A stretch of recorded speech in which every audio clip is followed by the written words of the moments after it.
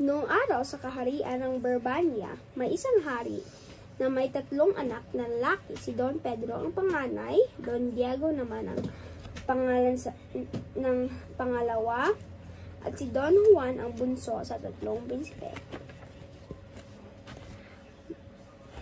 Maligaya sana ang buong kaharian nang biglang magkasakit si Hari Fernando. Maraming manggagamot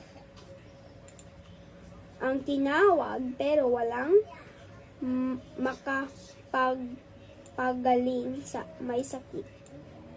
Lungkot na lungkot ang 3 anak ng hari dahil habang tumatagal lumalala ang sakit ng kanilang ama. Isang araw, dumating ang isang ermitanyo. Nang tingnan ang sakit ni Haring Fernando, sabi ng ermitanyo, walang gamot dito maliban sa awit ng ibong Adarna. Saan makukuha ang ibong Adarna? Sabay-sabay na tanong ng 3 prinsipe. Sa bundok Tabor, pero mahirap ang paghuli, ang sagot ng matandang ermitanyo. Hindi bale, sagot ni Don Pedro, ako ang unang hahanap sa ibong Adarna.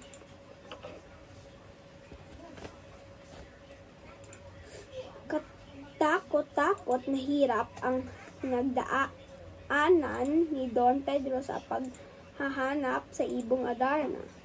Maraming bundok at gubat siyang narating pero hindi nakita ang bundok Tabor. Nagtiis siya ng maraming gutom at pagod bago niya nakita ang bundok na hanap niya. Sa bundok Tabor, nakatira ang ibong Adarna sa isang magandang punong kahoy. Piedras Platas ang tawag sa punong iyon. Tuwing gabi, umuwi ang Adarna sa puno para matulog. Naghintay si Don Pedro sa ilalim ng puno. Balak niya pag natulog ang ibong Adarna sa kaniya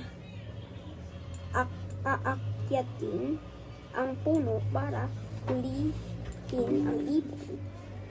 Dumating ang ibong Adarna sa Piedras Platas. Maganda ang ibong Adarna. Daig ang reyna sa ganda ng kanyang balahibo. Bago matulog, umawit ito ng 7 ulit at 7 ulit din na nagpalit ng magagandang kulay ang kanyang balahibo. Dahil sa ganda ng kulay at awit ng Adarna, hindi napigilan ni Don Pedro ang antok. Masama iyon dahil bago matulog, umiipot ang Adarna at ang malaglagan ng ipot ay nagiging bato. Nang mangyari ito, naging bato si Don Pedro. Sumunod si Don Diego kay Don Pedro. Nagtiis din siya ng maraming gutom at hirap bago narating ang Piedras Platas. Pero sa sarap ng awit ng Adarna, nakatulog din si Don Diego sa ilalim ng puno. At tulad ni Don Pedro, naging bato si Don Diego. Nang hindi dumarating si Don Diego, sumunod namang naghanap si Don Juan. Isang matandang kitongin. Nagtiis din siya ng maraming gutom at hirap. Isang matandang kitongin ang nasalubong niya sa daan. Amang pakiusap ng matanda kay Don Juan. Pahingi naman ng kaunting tinapay at tubig. Naawa si Don Juan, tila mamamatay sa hirap ang matanda. Ibinigay niya sa matandang itongin ang kaniyang natitirang tinapay at tubig. Biglang nagbago ang anyo ng matandang kitong. Salamat, Don Juan, nagsisiyahang sabi nito. Dahil sa iyong kabutihang loob, tutulungan kita. Alam ko kung paano mo mahuli ang ibong Adarna. Ang mabubuting tulad mo lamang ang maaari humuli sa Adarna.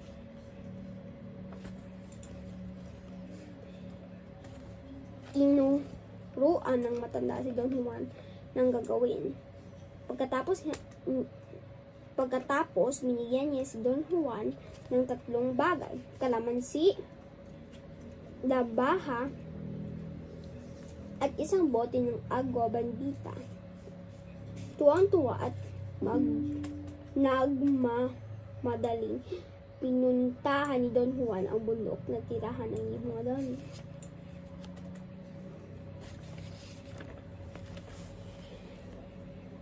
Nang dumating ang Adarna, nakahanda na si Don Juan, pinilit niya labanan ang antok habang umaawit ang ibon. Pag inaantok na siya, hinihiwa niya ng labaha ang braso at pagkaraan ay pinapatakan ng kalamansi. Dahil sa kirot, nanatiling gising si Don Juan. At pag-ipot ng Adarna, nakailag si Don Juan. Nang pumikit ang Adarna, hinuli ito ni Don Juan. Pagkatapos, winisikan niyang ng agwa bendita ang mga bato sa ilalim ng piedras platas. Naging mga tao ang mga batong nawisikan niya. Kasama sa mga naging tao si Don Pedro at Don Diego. Tuwang-tuwang nagyakap ang 3 magkakapatid. Noon din ay bumalik sila sa kaharian ng Brabania.